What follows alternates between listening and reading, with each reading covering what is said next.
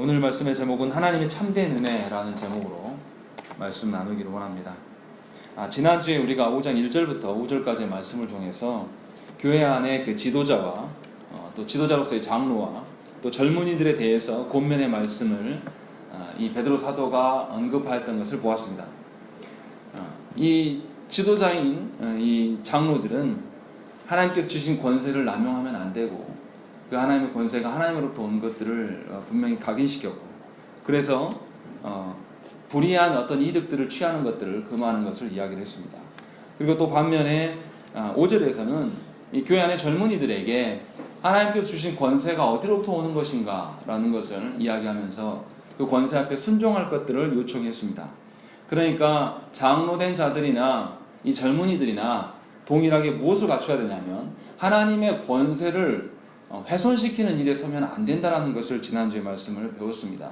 권세를 쥔 자는 권세를 변질되지 않도록 사람이 그 권세를 받는 것이 아니라 하나님께만 그 권세가 돌아갈 수 있도록 그렇게 권세를 활용해야 되는 것이고, 또 젊은이들이 이 권세 잡은 자들이 부패하지 않기가 그렇게 어려운 것처럼 젊은이들이 순종하는 것 또한 어렵다라고 이야기하면서 하나님의 권위를 젊은이들이 순종하지 않으므로 그 권세를 깨트리는 일에 서지 말 것들을 분명하게 말씀하셨다는 것입니다. 정리하면 하나님의 주권과 그 하나님의 섭리를 인정해야 하는 것과 또 중간에 나오지만 그 모든 염려를 하나님께 맡겨야 함을 오늘 말씀에서는 추가적으로 설명을 하고 있습니다. 그래서 교회가 어떠한 것들을 이 모든 두 부류의 모든 사람들이 동일하게 마음을 가져야 될 것이 무엇인지를 6절부터 더 구체적으로 베드로 사도가 이야기하고 있는 것을 우리가 알 수 있습니다. 실제로 교회 안에는 많은 문제들이 발생을 합니다. 본문에서는 지도자와 젊은이들 간의 갈등을 이제 언급하는 것처럼 보입니다. 사람들 간의 갈등으로 보이지만 사실은 그 사람들 간의 갈등의 그 깊은 내면을 살펴보면 그 문제의 본질은 사람들 간의 갈등이 아닙니다. 왜 교회 안에 갈등이 일어날까요? 그 갈등은 사람의 문제가 아니라 신앙의 문제인 것입니다. 결국은 하나님의 권위를, 하나님의 권세를 인정하지 못하기 때문에 그 불신앙으로 말미암아서 사람들 간의 갈등이 생겨나는 것이죠. 또 지도자들이 권위적으로 행하는 것이 무엇 때문일까요? 그 진정한 권능을 가지신 하나님 앞에서 굴복하지 않기 때문에 권위적인 태도를 취하려고 한다는 것입니다. 그러니까 하나님께서 주신 영혼들의 그 어떠함에 그들에게 귀를 기울이는 것이 아니라 자신의 권위와 자신의 위치만을 언급하는 것은 이 하나님께서 주신 권세가 자기의 것인 것으로 착각을 하기 때문에 그렇다는 것입니다. 그러나 교회 안에 참된 권위자는 누굽니까? 오직 예수 그리스도 뿐이십니다. 예수께서는 그 권위를 가지고 어떻게 행동하셨습니까? 선생이시었음에도 불구하고 교회의 선생 되신 그분이 누구의 발을 씻기셨습니까? 제자들의 발을 씻기셨습니다. 그래서 요한복음 13장 14절부터 16절까지에 어떤 말씀이 나오냐면, 내가 주와 또는 선생이 되어 너희 발을 씻었으니 너희도 서로 발을 씻어주는 것이 옳으니라. 너희에게 행한 것 같이 너희도 행하게 하려 하여 본을 보였노라. 내가 진실로 진실로 너희에게 이르노니 종이 주인보다 크지 못하고 보냄을 받은 자가 보낸 자보다 크지 못하나니 라고 되어 있습니다. 그러니까 교회 안에 직분을 가진 어떤 지도자도 종일 수밖에 없는 것이고 주인일 수 없다라고 이야기를 했습니다. 즉 예수께서 이 선생된 주님이시면서 제자들의 발을 씻기신 이유가 이 교회 안에 모본이 되기 위하여서 그 일을 행하셨음을 우리가 알 수 있습니다. 그런데 이것을 지도자들에게만 적용할 수 있냐? 그렇지 않다라는 것이죠. 동일한 원리로 이 젊은이들이 교회의 질서나 절차를 바르게 배워야 됩니다. 그러나 대부분의 젊은이들이 교회 안의 질서와 절차를 무시하고 경솔하게 행동하려는 것이 매우 많이 드러나는 것을 볼 수가 있습니다. 요즘에는 젊은이들만 그런 것이 아니죠. 직분자들도 본인이 직분이 무엇 때문에 교회 안에 있는 것인가, 또 그리고 그 직분을 행함에 있어서 어떻게 행해야 될 것인가를 배운 바가 없기 때문에 주권자이신 또 그리고 심판자이신 이 하나님을 두려워하지 않는 태도들을 우리가 너무나 쉽게 본다는 것입니다.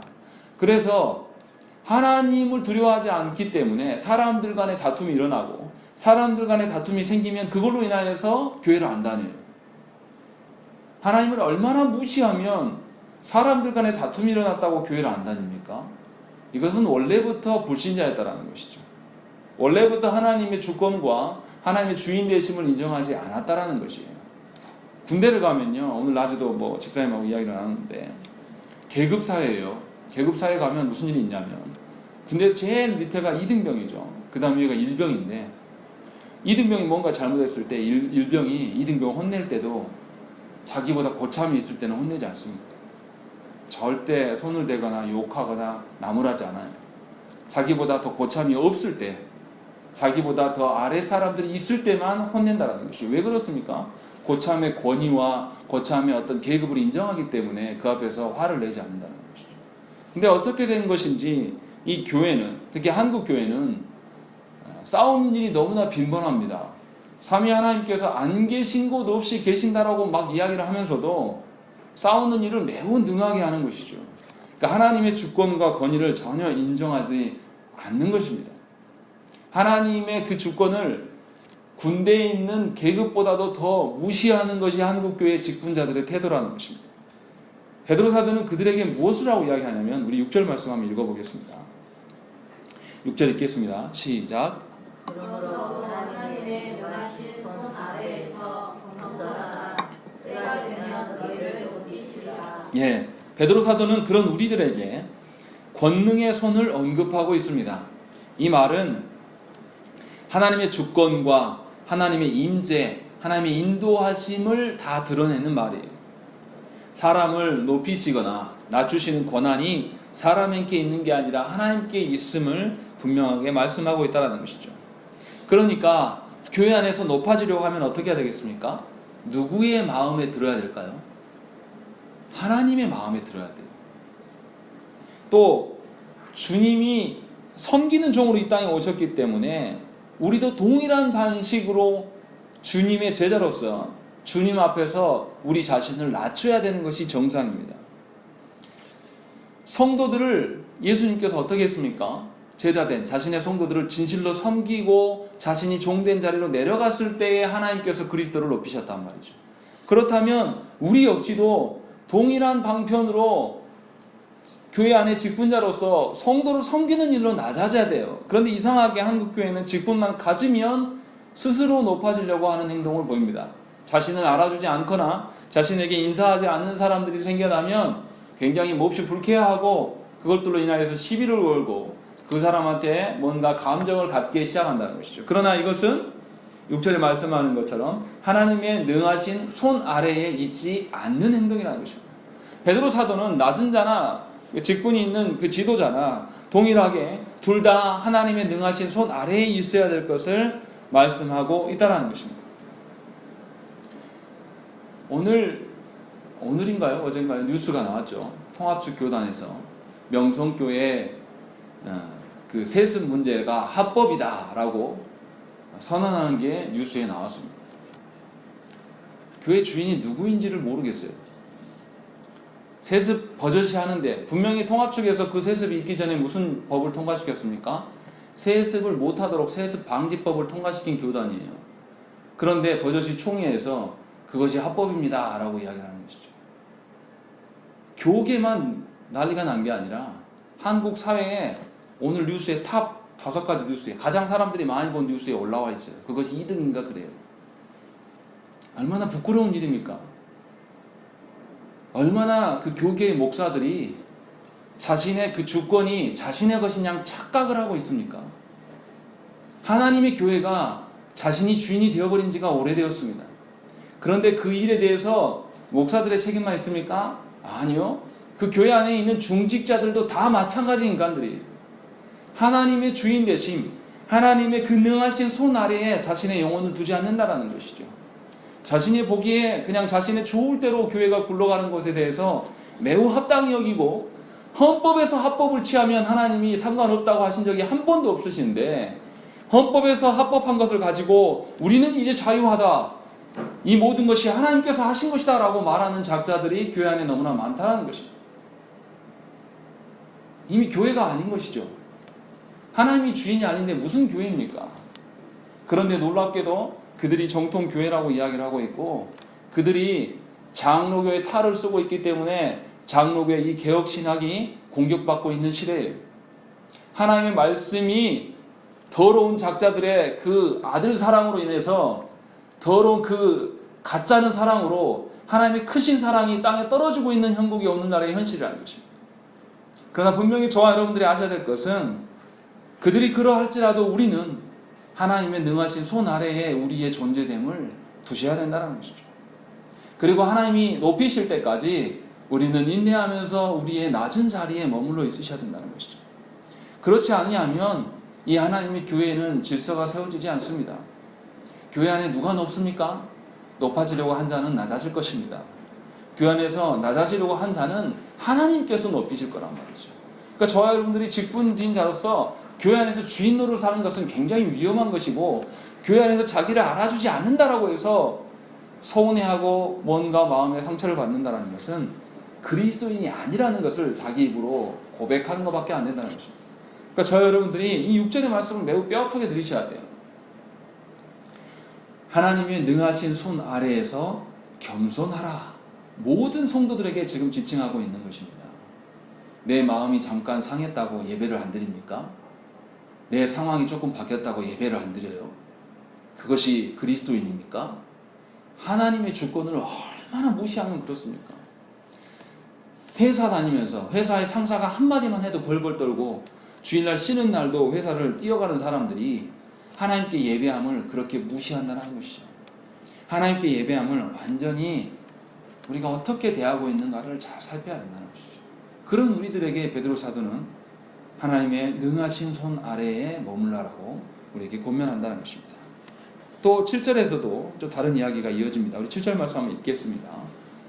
7절 읽겠습니다. 시작. 너희 염려를 다 주께 맡기라. 이는 그가 너희를 돌보시리라.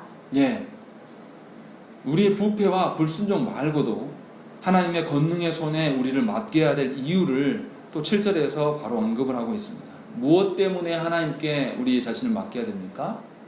우리 안에 있는 염려 때문에 그렇다는 것이죠. 본문에서 장로들의 문제는 2절에서 나옵니다. 그게 뭔지 2절 한번 읽어보시죠. 2절 읽겠습니다. 시작. 너희 중에 있는 하나님의 양무리를 치되 억지로 하지 말고 하나님의 뜻을 따라 자원함으로 하며 더러운 이득을 위하여 하지 말고 기꺼이 하며 라고 되어 있습니다. 여기서 장로들의 문제가 뭐가 드러납니까? 장로들이 자신의 직분을 가지고 더러운 이득을 취하고 있다는 것입니다. 하나님의 권세고 하나님이 주인 되셨는데 장로의 직분을 가지고 교회 안에 무엇인가 더러운 이득을 내고 있는 것이 2절 안에 분명히 나와 있다는 것이죠. 이런 더러운 이득과 관련한 염려가 있다는 것이죠. 이 장로들에게. 또 젊은이들에게는 무슨 이야기를 했냐면 5절에 있는 것처럼 속히 높아지려 하다가 벌어지는 그 교만의 염려가 그들에게 있다는 것입니다.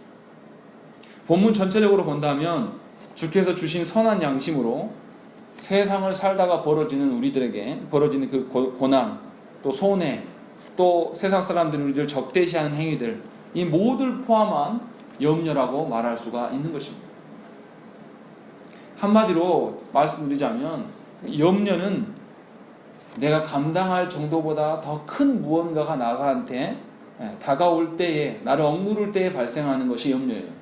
그런데 그것이 나보다 더 큰지 아닌지는 잘 몰라요. 그냥 우리가 그렇게 느끼는 것이죠. 나보다 더 큰 무엇인가가 나를 누른다고 생각할 때 우리 안에 염려가 발생합니다. 그런데 우리가 기억하셔야 될 게 무엇입니까? 아무리 큰 염려라 할지라도 그리스도로부터 택함을 받은 우리가 하나님의 그 어떠하심보다 더 큰 것이 있을까? 그것이 우리의 문제라는 것입니다. 하나님의 말씀대로 살다 보면요, 하나님의 말씀대로 살다 보면 모든 일이 막 해결되고 이렇게 일이 잘 되고 뻥뻥 뚫릴 것 같죠? 그렇지 않습니다. 하나님의 말씀대로 살면 내가 변해보려고 노력을 하면 내 주변에 있는 사람들이 나를 무시해요. 네가 언제부터 그랬냐? 너가 갑자기 왜 그러냐? 하면서 무시합니다. 나한테 없는 것들을 가지고 걸고 넘어지고 굉장히 마음이 상할 때가 많이 있어요. 그러나 그때 일어나는 그런 근심과 염려들이 사실은 하나님의 크심을 보지 못하기 때문에 그렇다는 것입니다. 사실은 세상이 주는 어떤 그런 염려와 그 고난들, 그 크기보다 더 강력한 것이 뭐냐면 6절에 말씀하신 것처럼 하나님의 능하신 손이라고 말씀하신다는 것이죠. 그렇기 때문에 저와 여러분들이 하나님의 능하신 손이 얼마나 크고 놀라운 것인가를 맛보고 있다라면 하나님을 불신앙할 리가 없다는 것입니다. 하나님의 그 능하신 손 아래에 있지 않기 때문에 하나님의 손보다 더 큰 것이 보이는 거예요. 하나님의 능하신 손의 그 맛을 모르기 때문에 하나님보다 더 달콤한 것들이 훨씬 많아 보이는 것이죠. 그렇게 해서 하나님께서 하실 일들까지도 본인이 어떻게 합니까? 끄집어와서 염려해요. 우리 안에 염려는 대부분 다 그런 것입니다. 우리 안에 생존의 문제도 누구한테 달려있는 것이죠? 하나님께 달려있는 거예요. 우리가 아무리 살려고 노력을 해도 하나님이 딱 정해진 길까지밖에 살 수 없어요, 인간은. 그런데 인간이 어떻습니까? 이 기한 동안에 이 건강을 자기가 어떻게 해보겠다고 얼마나 많이 사람들이 건강에 집중합니까? 그래서 우리 시대를 웰빙 시대라고 하잖아요. 우리의 손 영역이 아닌데 그것이 마치 내 것인 양 생각한단 말이죠. 왜 이런 일이 일어납니까? 여러분들이 하나님을 신뢰하지 않기 때문에, 불신앙하기 때문에 일어나는 염려로 인하여서 이런 일들이 일어나는 것이죠. 그러나 우리 분명히 알아야 될 게 있어요. 하나님이 하신 일이 있고 종인 우리에게 맡겨진 일이 있습니다. 하나님이 하실 일이 있고 종인 우리에게 맡겨진 일이 있는데 우리는 무엇을 염려합니까? 하나님이 하실 일을 아주 교만하게 염려해서 다 끄집어와서 자기가 갖고 있어요. 마치 뭐하고 똑같냐면 제 아들 규원이가 저희 집에 먹고 사는 문제를 생각해 본다 해보십시오. 우리 아버지는 개척교회 목사라 돈도 없어. 그래서 난 어린이집 다니면 안 될 것 같아. 그런다고 생각해 보세요. 5살짜리가. 그럼 이 아빠 마음이 어떻겠습니까? 웃음밖에 안 나오죠. 이 아이에게. 염려하지 마라. 이 말 할 수밖에 없는 거죠. 네가 할 일은 안 아프고 무럭무럭 잘하는 거야. 네가 할 일은 잘 먹고 잘 자고 잘 노는 거야 라고 알려줄 거란 말이죠. 그런데 많은 그리스도인들이 하나님의 하실 영역까지 자신이 다 싸잡아서 갖고 있습니다. 그래서 그것을 염려로 갖고 있습니다. 그러나 이것은 신앙이 아니에요. 그런 염려에 근거해서 기도하는 거예요. 하나님 받지도 않으십니다. 여러분들 잘 아셔야 돼요.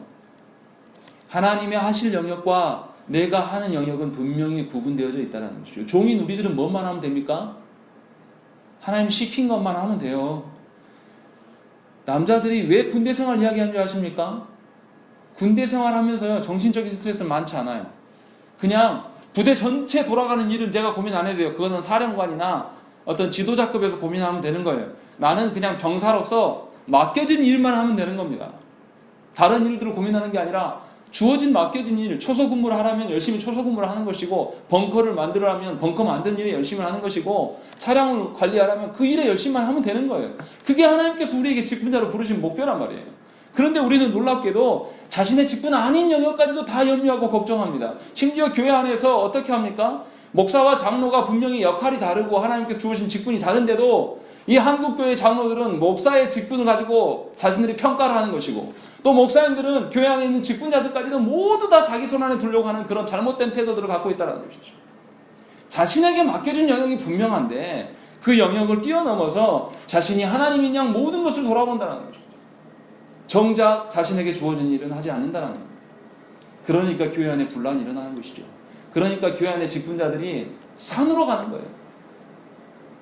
목사가 목사의 역할을 모르고, 장로가 장로의 역할을 모르고, 집사가 집사의 역할을 모르고, 권사가 권사의 역할을 모르기 때문에 교회가 싸우고 피비린내가 나는 것이죠.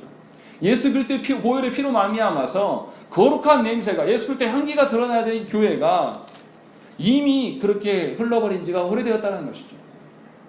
그래서 교회를 찢어내고 교회의 이름에 먹칠하고 하나님의 이름에 먹칠하는 일들을 전부 중직자가 행하는 것이죠. 놀랍게도 교회 안에 권세가 많은 자들이 한국교회를 말아먹고 있는 것입니다. 정말 부끄러워요. 한국교회에 문제 생기는 거 젊은 목사들이 문제 일으킵니까? 아니요. 목회 20, 30년 오래 하신 분들이 먹칠을 하고 있어요. 이거 어떻게 된 일입니까? 왜 이런 일들이 일어납니까? 하나님의 능하신 권세 아래 들어가지 않아요. 하나님의 능하신 권세 아래 자신을 두지 않는단 말이에요. 저도 두렵습니다. 저도 나중에 힘이 생기고 그렇게 되면 저도 그렇게 타락할까 봐 굉장히 두려워요. 저와 여러분들이 기억하셔야 될 게 무엇입니까? 우리의 염려까지도 다 하나님의 능하신 손 아래 두라는 것이죠. 우리가 해야 할 일이 아니라는 것입니다. 그러니까 여러분이 고민하고 염려하는 그 염려들의 대다수는 사실은 여러분의 권한에 있지 않습니다. 목사인 제가 우리 교회가 얼만큼 성장할 것에 대한 염려를 해야 되겠습니까? 하지 말아야 되겠습니까? 할 필요가 없어요. 하나님께서 주신 만큼인 것이죠. 그렇다고 아무 전도도 하지 않고 그냥 앉아만 있는 이런 뜻은 아닙니다. 하나님께서 하실 영역과 저에게 주어진 영역이 분명히 다르다는 것을 여러분들이 기억하셔야 된다는 것입니다. 그리고 나서 이 베드로 사도가 무슨 이야기를 합니까? 8절과 9절 말씀 우리 한번 읽어보겠습니다. 읽겠습니다. 시작. 너희의 대적 마귀가 우는 사자같이 두루다니며 삼킬 자를 찾나니 너희는 믿음을 굳건하게 하여 그를 대적하라. 이는 세상에 있는 너희 형제들도 동일한 고난을 당하는 줄 알미라. 아멘. 베드로 사도가 지금까지 이 베드로전서에서 무슨 이야기를 해왔냐면 성도들의 그 고난에 대해서 이야기를 해왔습니다. 그런데 그 고난의 실체가 누구이냐? 바로 마귀라는 것을 밝혀주고 있다는 것이죠. 그래서 우리가 싸워야 될 대상은 교회 안에 있는 우리의 형제들이 아니라, 우리의 지체들이 아니라 누구라는 것이죠? 마귀라는 것을 밝혀주고 있다는 것이죠. 마귀는 누구를 대적합니까? 우리를 대적하기에 앞서서 의인으로서 불의를 경험하신 분, 의인으로서 죄인의 길에 섰던 그 그리스도를 대적하는 자예요. 그래서 어떻게 합니까? 예수 그리스도를 정죄하고 예수 그리스도를 죽음으로 몰아가게 한 자가 마귀라는 것이죠. 그래서 마귀 스스로 하나님 행세를 했습니다. 하나님의 권세를 탐하여서 예수님을 죽음으로 몰아넣었다는 말이죠. 그런데 하나님께서 어떻게 하셨습니까? 죄 없으신 그리스도를 살리셨어요. 그리고 마귀에게 네 권세가, 네가 하나님 행세를 했지만 그 권세가 너의 것이 아님을 이미 하나님께서 선고하셨어요. 그래서 최후의 어떤 재판은 이미 시작됐습니다. 예수 그리스도께서 부활하심으로 말미암아서 마귀의 권세가 아무 힘이 없다는 것을 이미 보여주셨다는 것이죠. 이미 형에 대해서 어떻게 하게 될 것이다 판결은 났어요. 마귀는 죽게 될 것이고 망하게 될 것입니다. 다만 아직 그 마귀가 받을 형이 아직 집행되지는 않은 것이죠. 판결은 났는데 아직 집행의 날을 기다리고 있을 뿐입니다. 그렇다면 이 마귀는 지금 뭐하고 있는 것입니까? 그리스도의 그 권세 앞에, 그리스도의 그 보혈의 피로 말미암아 그들은 어둠 속에서 울고 있어야 되는 것이 정상이에요. 마귀가 다시는 그리스도에게 저항해서 어떻게 할 수가 없다라는 것이죠. 그런데 마귀가 할 수 있는 것이 있습니다. 그게 뭡니까? 이 어리석은 성도들, 염려하는 성도들에게 닿아서 뭘 하면 됩니까? 아직도 자신의 권세가 살아있는 것처럼 위협하는 것이죠. 아직도 자신의 권세가 살아있는 것처럼 성도들을 헷갈리게 하고 현혹하게 하는 일들을 마귀가 하고 있다는 것이죠. 그래서 뭐라고 되어 있습니까? 마귀가 우는 사자같이 두루다니며 삼킬 자를 찾는다라고 되어 있죠. 그러나 찾는다라고 되어 있지 그를 건드린다, 그를 삼킨다라는 이야기는 없다라는 것이죠. 삼킬 것처럼 찾기만 할 뿐이에요. 삼키지는 못하는 것이죠. 왜 그렇습니까? 이미 하나님께서 모든 선언을 하셨고 예수 그리스도의 부활로 말미암아 승리하신 예수님이 이미 판결하셨기 때문에 그렇다는 것이죠. 그러니까 성도된 교회는 이 마귀에게 현혹될 것이 아니라 도리어 그리스도께 의존해야 되는 것이죠. 마귀가 날뛰는 것을 보면 뭘 깨달으면 되냐면 우리 주님께서 이미 승리하셨구나. 이미 예수께서 승리하셔서 사탄의 머리를 모두 다 짓밟고 깨뜨리셨구나라는 것을 우리가 알아야 돼요. 그런데 얼마나 어리석은 성도들은 무슨 이야기를 하냐면 꿈에서 본 것 가지고 이야기를 해요. 일어나지도 않은 일을 가지고 본인이 염려로 끄집어 와서 이걸로 인해서 걱정하고 무서워한단 말이죠. 그러니까 교회 안의 직분자들이 귀신을 무서워하고 사탄을 무서워하고 혼령을 무서워한다는 것입니다. 뭔가 부정탈 것처럼 이야기하고 예수를 믿음에도 불구하고 뭐 하면 복 받는다더라 이런 이야기를 한다는 거예요. 그러니까 이 제주도에 가면 돌 하루방이 코가 남아나지 않는다라는 것이죠. 어떻게 그런 일이 있습니까?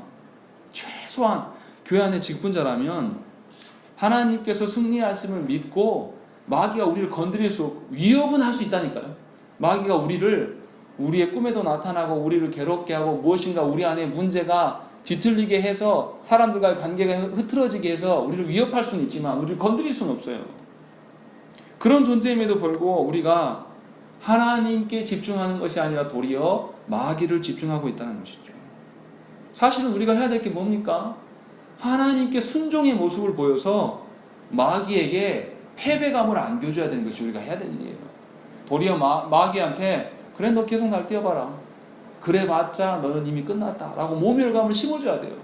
그런데 어떻게 된 일인지 많은 그리스도인들이 마귀의 현혹에 놀아나는 것이죠. 뭔가 영적인 것과 세상적인 것을 분리해가지고 뭐 신비적인 뭔가가 나를 감싸고 지배할 것처럼, 그래서 귀신 들린 사람 보면 다들 무서워하고 벌벌벌 떠는 것이죠. 예수 그리스도를 믿는 사람이 맞습니까? 예수 그리스도를 믿는 사람이 맞아요? 왜 우리가 그것을 두려워합니까? 왜 옛날 습관대로 꿈에서 본 것 가지고 막 뒤숭숭해하고 막 그걸로 염려합니까? 아직도 하나님을 의존하지 않기 때문에 그래요. 하나님이 주신 방식대로 살려고 하는 우리의 태도가 없다라는 것이죠. 하나님이 주신 방식대로 살아가는 자들이 그리스도인이에요. 군대를 가면요, 군대 가면 내가 옛날에 콩 싫어했다고 해서 콩 준 거 안 먹고 내려놓습니까? 내가 옛날에 잠자리 잘 때 나는 코 골고 잤으니까 군대 가서 또 꼭 코 골고 잡니까? 그럼 그건 내버려 둡니까? 그렇지 않는다라니까요. 전혀 새로운 방식으로 그를 개조시켜내서 개조된 자가 군인이에요. 그래 훈련소의 과정을 끝나야지 그때 드디어 가장 낮은 계급을 주어지면서 네가 진짜 이제 군사다 라고 이야기를 하는 거죠. 그러니까 휴가 나와도 옛날 방식 그대로 살아가지 않고 군대에서 짧게 배운 6주간의 어떤 그런 것이 몸에 배어서 말투도 달라져 있고 뭔가 표정도 달라져 있고 태도가 달라지는 것이죠. 군대 가는 사람도 그렇게 바뀌는데 그리스도인이 된 자들, 이 모든 피조세계의 주인 되신 하나님을 믿는 자들의 태도라는 것은 정말 기가 막히게 옛날 방식과 똑같아요. 어떻게 저와 여러분들이 그리스도의 군사입니까? 뭘 보고 그리스도의 군사라고 할 수 있겠습니까? 그냥 마귀가 와서 겁만 주는데 무서워서 도망가는 우리들을 보면서 어떻게 우리가 주의 일을 감당할 수 있는 주의 군사고 종이라고 할 수 있겠습니까? 그러면서 우리가 하나님의 나라를 소망한다라고 말할 수 있습니까?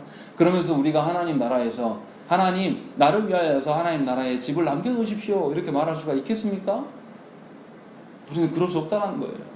베드로 사도가 지금 이야기하는 게 그거예요. 아직도 그 염려를 갖고 있고 아직도 사탄이 나 앞에 하는 게 더 커 보이는 거예요. 하나님의 어떠함보다. 그러나 분명하게 베드로 사도는 우리에게 이야기를 합니다. 우리에게 남은 싸움은 생존의 싸움이 아니다. 무엇을 먹을까, 무엇을 입을까, 무엇을 소유할까의 문제가 아니라는 거예요. 그것은 이미 누가 하셨다고요. 하나님 다 정해놓으셨어요. 여러분들 아무리 노력해 보십시오. 돈이 더 많아지고 막 여러분들 계획한 대로 인생이 되는지 한번 해보세요. 여러분들 몇 살까지 사실 것 같습니까? 여러분들 계획해놓고 짐작해놓고 한번 살아보세요. 그게 사라지는지. 그것은 우리 손을 이미 떠났어요. 우리 손 안에 있지 않다는 말이에요. 우리가 해야 될 일은 뭐냐면 세상 앞에서 누가 더 의롭고 권세 있는 자인가를 아는 거예요. 우리가 사는 세상에서 남은 싸움은 무엇이냐면 하나님께서 하시는 싸움에 참여하는 일밖에 남아있지 않다는 것이죠. 그렇기 때문에 우리가 하나님을 붙들고 그리스도를 의지하여서 하나님 주신 사명을 붙들고 그 사명을 이루게 하여서 말씀대로 실행하면서 말씀의 그 하나님의 뜻이 무엇인지를 발견하기 위하면서 우리가 예수님을 살아갑니다. 우리가 싸움에 능한 자들이 아니라는 거 하나님 아세요. 그래서 우리가 잘 싸우기를 원하기보다는 하나님 원하시는 것은 뭐냐면 바르게 싸우기를 원하신다는 말이에요. 세상에서 잘나고 잘 입고 잘 나가면 뭐합니까? 그게 잘 싸우는 싸움입니까? 그거 바른 싸움이 아니에요. 우리가 싸워야 될 것은 마귀와의 싸움이에요. 우리가 싸워야 될 것은 하나님의 그 거룩한 전쟁에 참여한 자로서의 싸움이란 말이에요. 그러니까 세상의 방식으로, 세상에서 조직이 활성화되려면 어떻게 합니까? 세상은 뭔가 규율을 세우고 뭔가 높고 낮음을 정해야 돼요. 그것이 세상의 공동체고 세상의 조직이란 말이에요.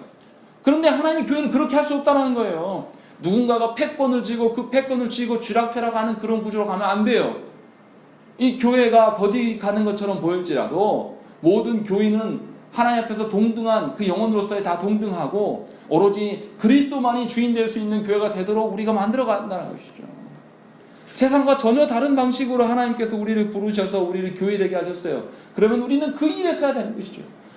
잘하기보다는 바르게 하려고 우리가 애써야 된다는 것이죠. 그 잘한다는 기준이 누구 기준입니까? 우리 기준 아닙니까? 우리가 하나님께서 하셔야 될 그 영역을 놓고 우리가 근심하면서 그것을 잘하려고 해보십시오. 잘할 수 있는 것인지. 잘할 수 없는 거예요. 하나님께서 주신 것만 바라보면서 하나님의 힘에 의존해서 그 일을 하려고 하는 것이 바르게 하는 거예요. 그럴 때에 교회 공동체가 각각의 자신에게 주어진 직분대로 어우러짐이 드러나는 거예요. 생각을 해보세요. 그런 분들이 있습니다. 눈, 코, 입 각각은 잘생겼어요. 근데 조합해보면 별로 못생긴 분들이 있어요. 무슨 말씀입니까? 눈, 코, 입 각각 따로 보면 별로 못생겼을 수도 있어요. 그런데 조합해보니까 눈이 있어야 될 자리에 있고 코가 있어야 될 자리에 있고 입이 있어야 될 자리에 있고 그것이 잘생긴 거예요. 교회가 모든 직분자가 힘의 논리로 한 곳을 향해서 집중되면요 불균형이 일어납니다. 그러다 점점 가까워지면 어떻게 되죠? 싸워요. 그리고 더 이상 교회의 모습을 띌 수가 없습니다. 힘의 논리로 교회를 바라보면 안 돼요. 뭔가 다른 논리로 교회를 세워가면 안 된다는 거죠. 지금 하나님께서 그 이야기를 하는 거예요. 그래서 우리가 봐야 될 것들을 이야기하는 것이죠. 결국 이것은 A와 B와의 싸움이 아니라 마귀와의 싸움이다라는 것이죠. 다시 말하면 뭐냐면 저와 여러분들이 하나님께 집중하면서 나를 괴롭히고 나를 지금 시험에 들게 하는 이 영혼을 용서하지 못할 게 뭐 없다라는 것이죠. 이 영혼의 문제가 아니에요. 누구의 문제라고요? 사탄의 문제이기 때문에 이 영혼하고는 관계를 회복해야 돼요. 하나님께 주신 영혼이지 않습니까? 그렇게 해서 하나님께 나아가야 한다는 것이죠. 그러면서 그럼 어떻게 싸울 것이냐? 9절 말씀 한번 보겠습니다.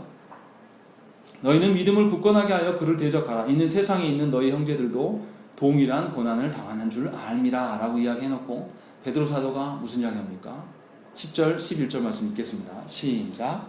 모든 은혜의 하나님 곧 그리스도 안에서 너희를 부르사 자기의 영원한 영광에 들어가게 하시니가 잠깐 고난을 당한 너희를 친히 온전하게 하시며 굳건하게 하시며 강하게 하시며 털을 견고하게 하시리라. 번능이 세세 무궁하도록 그에게 있을지어다. 아멘. 여기 보시면 무슨 이야기 하냐면 그리스도인이 자신이 정한 곳으로 자기 스스로 가는 자들이 아니다라고 이야기하면서 하나님이 부르신 분이 정한 대로 가는 자임을 밝힙니다. 그리고 그렇다고 해서 그 길이 불안하거나 어떤 불편하거나 어떤 뭔가 문제가 있는 길이냐 그런 게 아니라 하나님의 인도하심 속에 있다라는 것을 밝히면서 이 그리스도인들에게 어떻게 나아가야 될 것들에 대해서 이야기를 하고 있습니다. 그 이야기할 때 그 내용이 무엇입니까? 어떤 은혜를 주신다라고 이야기하게 되어 있습니까? 10절 보면 모든 은혜의 하나님, 나 부르실 때도 하나님이 은혜 주셔서 부르셨고 하나님께서 최종 궁극적인 목적에 이를 때까지도 하나님께서 인도하시는 하나님이시라고 그것을 표현할 때 모든 은혜의 하나님이다라고 이야기합니다. 그러니까 은혜로 우리가 예수 믿었고 예수 믿어가는 과정도 은혜로 예수 믿어가는 과정인 것이고 궁극적으로 하나님 나라에 이르는 것도 하나님의 은혜로 말미암아 이루어지는 것을 한마디로 표현하고 있는 것이죠. 그리고 뒤에 가서 10절 하반절에 가서 아예 명확하게 보여주는 것입니다. 어떤 은혜를 주시는가라고 이야기하는 것이죠. 뭐라고 되어 있습니까? 중간 부분에 잠깐 고난을 당한 너희를 친히 온전하게 하시며 굳건하게 하시며 강하게 하시며 털을 견고하게 하시리라 라고 하면서 네 가지 은혜를 부어주실 것을 이야기를 한다는 것입니다. 먼저 온전케 하신다라는 그 의미를 한번 보십시다. 온전케 하신다라는 그 의미는 뭐냐면 회복케 하신다라는 의미예요.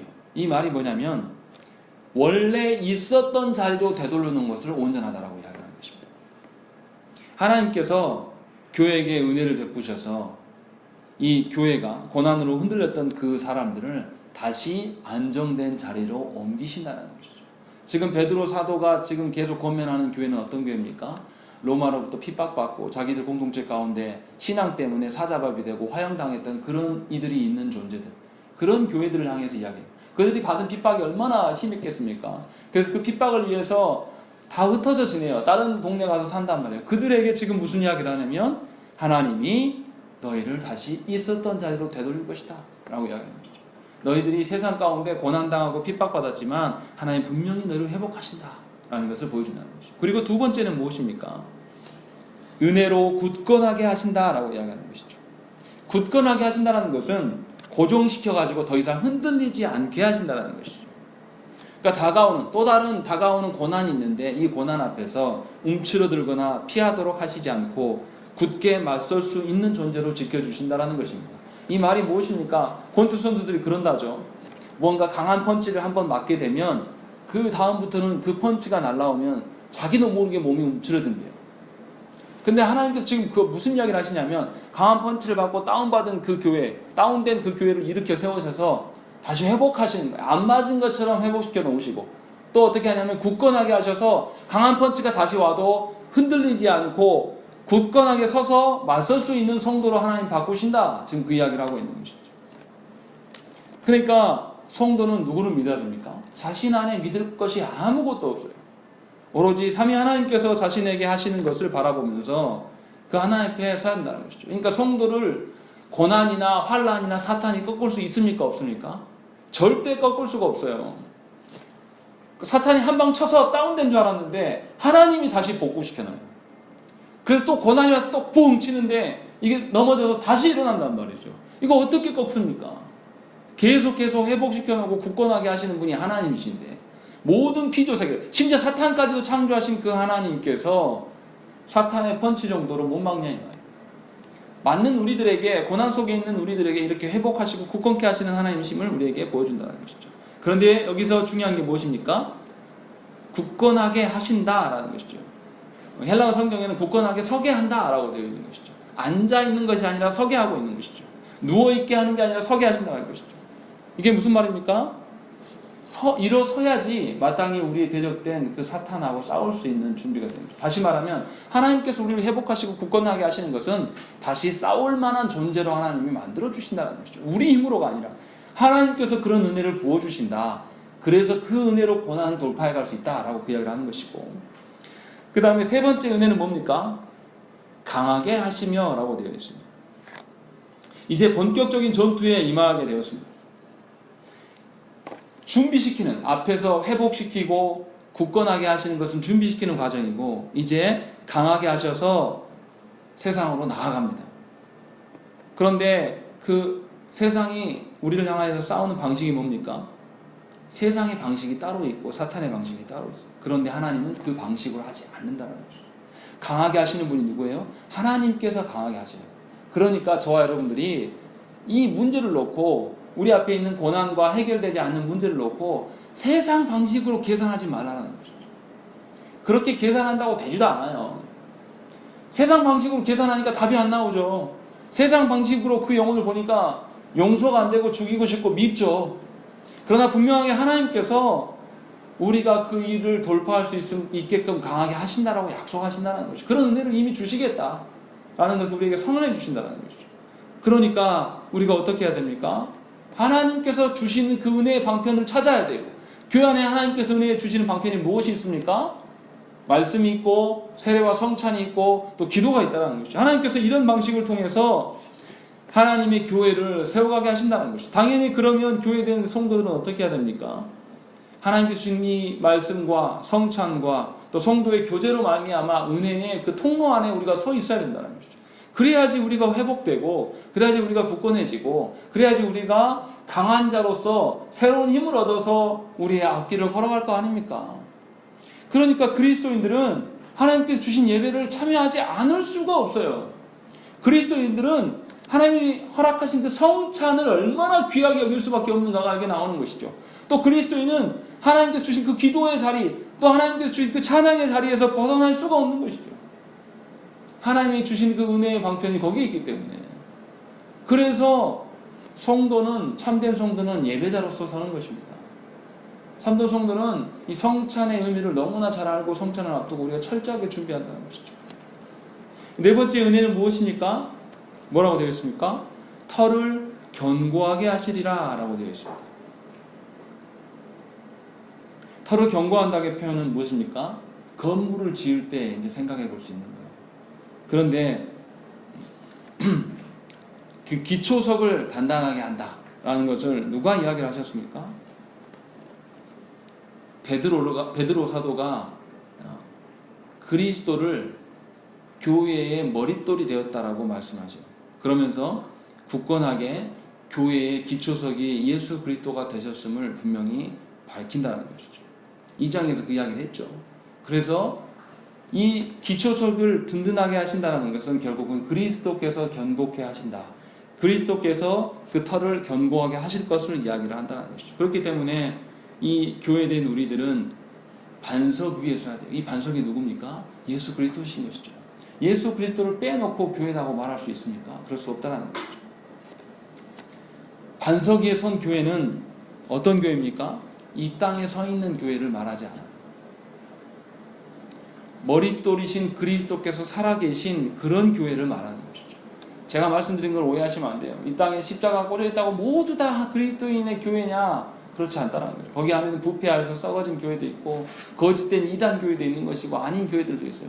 그러나 보이지 않는 이 교회, 그리스도께서 머릿돌 되시는 교회로 여러분들이 서셔야 된다는 것이죠. 저와 여러분들이 그리스도를 그 기반으로 한 삶을 사셔야 된다는 거예요. 그리스도를 기반으로 한 삶이 무엇입니까? 그리스도를 기반으로 사는 사람들은 내가 무엇을 하든지 그리스도께서 나에게 하실 일들을 염두에 두면서 살아가는 것이에요. 뭔가 이 알려진 사람의 비서를 한다는 것은 어떤 일일까요? 제가 청년부 때 김남준 목사님 비서하는 그런 형을 알았어요. 근데 이 사람은 개인 삶이 별로 없습니다. 왜냐하면 김남준 목사님이 바쁘기 때문에 그 일정에 맞춰서 거기는 늘 살아가요. 그러니까 밥 먹는 것도 어떻게 합니까? 편안하게 앉아서 먹을 수가 없어요. 목사님 언제 호출할 줄 모르니까 늘 대기 상태로 밥을 먹어요. 먹다가도 부르면 그냥 나갑니다. 사람을 섬겨도 그렇게 섬겨요. 그리스도를 기초로 사는 사람들은 뭐냐면 먹는 것도 자는 것도 모든 생활의 패턴도 누구를 생각하는 것입니까? 그리스도를 염두하면서 살아가는 것이에요. 그것을 이야기하는 그것이 교회의 기초다. 그렇지 않고는 교회는 살아갈 수가 없다. 왜요? 지금 이 순서를 잘 봐보세요. 하나님께서 우리를 부르실 때도 은혜로 부르셨어요. 근데 불러놓고 보니까 성도들한테 고난이 있어서 넘어져요. 넘어지니까 어떻게 합니까? 하나님께서 일으켜 세우셔서 회복시키셔요. 그리고 강하게 하셔요. 그리고 굳건하게 터가 흔들리지 않게 이끄시고 그리스도를 우리 터되게 하신단 말이에요. 이렇게 해야지 다음에 펀치가 날라올 거예요. 사탄이나 고난이 왔을 때 또 견딜 수 있을 거 아닙니까? 이런 방식을 계속 거듭해 갈 때 우리는 어디에 임하는 것이죠? 하나님 나라에 임할 수가 있는 거예요. 이 방식을 통하지 않고 어떻게 하나님 나라 갈 수 있습니까? 이 방식을 통하지 않고 하나님 나라에 갈 수 있는 방편이 없어요. 이런 방식으로 안 가니까 어떻게 해요? 한 번 넘어지면 못 일어나는 거예요. 아니 무슨 사탄이 와서 나를 콕 하고 나한테 피 흘리게 한 것도 아니고 아무것도 안 했어요. 사람 말 한마디로 서운해가지고 교회를 안 나와요. 이게 무슨 그리스도인입니까? 이 사람이 하나님의 은혜를 받긴 받았습니까? 분명히 하나님이 무슨 은혜를 주신다고 했는데요. 회복해 하시는 은혜를 주시고 굳건하게 하시는 강하게 하시는 터를 견고케 하시는 은혜를 주신다고 분명히 이야기를 하고 교회된 자들은 반드시 이 은혜를 누리면서 살아가야 된다라는 것을 이야기하고 있음에도 이것이 우리 가운데 없다. 그러면 여러분들은 그리스도인이 아니라는 것입니다. 그렇기 때문에 이 모든 부분 넘어지고 일어서는 모든 회복해 하시는 부분 하나님께 달려있는 것이 영혼의 변화는 세상 속에 있는 자들을 불러오시는 것도 하나님이 하시는 일이고 교회 안에 넘어지고 회복되지 못하는 자들도 하나님이 하시는 일이란 말이에요. 여러분들이 어떻게 노력해서 되는 게 아니에요. 그래서 우리가 해야 될 것은 무엇입니까? 그 영혼을 위하여서 하나님께 간구하는 것밖에 없어요. 그 영혼을 위하여서 정말 내가 미웠어요. 미웠는데 하나님 앞에서 제가 그를 미워하다 보니까 예배드리기가 힘들단 말이에요. 그럼 어떻게 해요? 그를 용서하고 용서할 수가 안 돼요. 하나님께서 용서의 마음을 달라고 기도해야죠. 하나님께서 하시도록. 우리가 하는 게 뭐가 있습니까? 아무것도 못해요. 우리는 하나님께 기도하면서 그 영혼을 용서해달라고 기도해 보십시오. 그럼 어떻게 됩니까? 하나님께서 용서만 하게 하십니까? 아니에요. 하나님이 그 영혼을 불쌍하게 여기는 거예요. 나한테 괘씸하게 했다고 해서 연락도 안 하고 모른 척하고 살아가는 것이 아니라 그 영혼에게 하나님의 없음을 가지고 아파하면서 그리스도의 마음을 갖게 된다는 거예요. 하나님께 주신 은혜를 누리면 삼위 하나님의 마음으로 그 영혼을 보게 된다는 것이죠. 그 마음이 있어야지 목회할 수가 있고 그 마음이 있어야지 목양할 수가 있는 거예요. 목사도 사람인데 질서에 따르지 않고 자기 멋대로 하는 성도들을 보면서 용서가 되겠습니까? 성도된 여러분들은 각각 개인이지만 저는 여러분들 모두를 상대해야 돼요. 제가 뭐 지금 우리 개척교회를 말하는 게 아니라 제가 부목사 때 500명, 300명 되는 교회들이 있으면 정말 피곤해요. 이 요구사항이 다 달라요. 그래서 이거 하나하나 다 들어주려면 너무 벅차요. 한마디씩만 해도 500마디예요. 너무나 피곤합니다. 그런데 사람이 제가 어떻게 맞춰줄 수 있겠습니까? 또 여러분들의 그 의견을 어떻게 다 반영할 수 있겠어요? 하나님께서 그렇게 하신다는 것이죠. 하나님께서 우리를 이끌어 가신다는 것이죠. 지금 그 이야기를 베드로 사도가 우리한테 권면하고 있는 거예요. 베드로전서 끝마치는 마지막에 최종적으로 우리에게 던지는 말씀이 바로 이 말씀입니다. 그래서 하나님이 주시는 은혜 가운데 거해라. 그것이 살 길이다 라고 이야기를 하고 있는 것이죠. 그리고 마지막으로 12절부터 14절에 그 이야기를 하는 것이죠. 내가 신실한 형제로 아는 실로안으로 말미암아 너에게 간단히 써서 권하고 이것이 하나님의 참된 은혜임을 증언하노니 너희는 이 은혜에 굳게 서라. 이 베드로 사도가 얼마나 마음에 놓이지 않았으면 신라를 보내주면서 편지만 보낸 게 아니라 신라를 그들에게 참된 하나님의 은혜가 무엇인지를 증언자로서 그들에게 보내주고 있어요. 또 13절에 보면 택하심을 함께 받은 바벨론에 있는 교회가 너에게 문안하고 내 아들 마가도 그리하느니라 라는 것이죠. 신라만 보낸 것이 아니라 이 마가도 보내고 있다는 것이죠. 이 신라와 마가가 얼마나 탁월한 사람들입니까? 신라가 누구와 사역했습니까? 바울과 사역을 했어요. 그래서 바울과 전도여행을 통해서 목양하는 일에 능한 자였을 것을 우리가 추측할 수가 있습니다. 여기 나와 있는 13절에 나와 있는 마가도 마찬가지예요. 이 마가는 요한 마가예요. 우리가 아는 사도행전 2장에 나왔던 마가의 그 다락방에서 모였다는 그 마가의 다락방이 마가란 말이에요. 그러니까 이 마가가 초대교회부터 얼마나 헌신되고 기도할 수 있는 자리로 자기 집을 내어줄 만큼 훌륭한 인품을 가진 자예요. 이 마가가 어떻게 사역했습니까? 바울과 함께 사역하다가 바울이 죽게 되자 베드로에게 다시 와서 함께 사역하고 있는 것을 우리가 알 수 있다는 것이죠. 다시 말하면 그리스도의 증언대자로서 너무나 탁월한 자들을 이 베드로 사도는 그들에게 보내고 있는 것이죠. 단지 편지만 써서 보내는 것이 아니라 하나님의 어떠하심을 그들에게 증언하기 위해서 그들을 너무나 사랑한 나머지 자신 편에 두고서 자신의 수족으로 써야 될 그 신라와 마가를 그들에게 보내면서 하나님의 어떠하심을 그들에게 위로하고 있다는 것이죠. 베드로에게 수족될 수 있는 가장 충성된 자들을 그들에게 보내면서 하나님의 어떠하심을 봐라. 하나님 주신 은혜로 사는 것이 합당하지 않겠냐? 라고 하면서 고면의 말을 하고 있다는 것이죠. 이 베드로 사도가 이들을 얼마나 사랑합니까? 베드로 사도가 그 진심이 느껴지지 않습니까? 자신 안에 가장 수족들을 내보내면서 14절에서 그래서 이렇게 말하는 것이죠. 너희는 사랑의 입맞춤으로 서로 문안하라. 그리스도 안에 있는 너희 모든 이에게 평강이 있을지어다. 자신이 주는 평강이 아니라 그리스도 안에 있는 그 평강을 전달하면서 하나님의 어떠하심을 그들에게 알리기를 원하고 있다는 것이죠. 분명히 무슨 이야기 합니까? 13절에 택하심을 함께 받은 바벨론에 있는 교회가 라고 되어 있습니다. 너희들만 핍박받고 너희들만 고난 중에 있는 교회가 아니다. 내가 속한 이 교회도 바벨론에 있다라는 것이죠. 이 바벨론에 있다는 의미가 뭘까요? 이스라엘에게 바벨론은 뭡니까? 포로 생활했던 거예요. 포로기에 끌려갔던 나라가 바벨론이란 말이에요. 이스라엘은 망해버렸고 포로기에 끌려가서 주권이 자기들한테 없어요. 하나님이 임재하시는 성전도 파괴돼가지고 하나님 임재도 볼 수가 없어요. 베드로 사도도 자신도 지금 그러한 상황이란 말이에요. 그런데 베드로 사도가 이들에게 자신의 수족까지 내어주면서 어찌 보면 자기에게 더 자기가 있는 교회 안에 그 어려움이 있을 텐데 그것까지도 내어주면서 그들에게 하나님의 은혜가 무엇인지를 설명하라라고 이야기를 합니다. 자신의 것을 다 내어주는 지도자, 그런 모습으로 우리한테 서 있는 것이죠. 이것이 누구를 닮은 것이죠? 바로 그리스도를 닮은 베드로 사도의 지도자의 모습을 우리가 볼 수 있는 것이죠. 베드로 사도가 진심으로 저와 여러분들에게 권면하고 있는 것입니다. 우리가 살아갈 수 있는 힘은 오로지 하나님의 은혜로밖에 없다. 그래서 하나님의 능하신 손 아래에 서라. 그리고 하나님께서 주신 모든 은혜 가운데 너희가 거해라. 그러할 때 하나님은 우리를 지키시고 보존하심이 충분하시다라고 우리에게 이야기를 하고 있다는 것이죠. 저와 여러분들, 우리가 무엇을 의지하고 사십니까? 여러분의 나날이 여러분의 열심과 여러분이 뭔가 앞날을 염려한다고 해서 여러분들의 문제가 해결이 됩니까? 그렇지 않습니다. 여러분들이 노후까지 죽을 때까지 먹고 사는 것이 보장됐다 할지라도 하나님이 정한 때가 있으면 아무 의미가 없어요. 또 보장되어 않을지라도 하나님께서 우리를 길바닥에 내죽게 하시겠습니까? 하나님이 그런 하나님이실까요? 우리가 하나님의 은혜 가운데 충분히 거하면서 하나님의 은혜 가운데 살아가면 하나님 우리를 굶게 하시고 하나님이 버리겠냐 이 말이에요. 그렇게 하시지 않는 하나님이에요. 세상이 주지 않는 방식으로 하나님이 우리에게 은혜를 주시기 때문에 우리가 감지하기가 어려울 뿐이지 분명히 하나님은 우리에게 은혜 주시기를 원하신다는 것이죠. 부탁드리기는 하나님이 주시는 은혜를 누리시기 바랍니다. 세상이 주는 은혜를 소망하고 세상이 주는 어떤 걱정과 염려로 자식을 사랑하지 마세요. 세상이 주는 걱정과 염려로 여러분의 인생을 설계하지 마세요. 세상이 주는 걱정과 염려로 교회를 세워가지 마시기 바랍니다. 하나님 주신 은혜로 말미암아 하나님 주신 힘으로 사는 저와 여러분 되시기를 간절히 축원합니다. 우리 함께 기도하시겠습니다.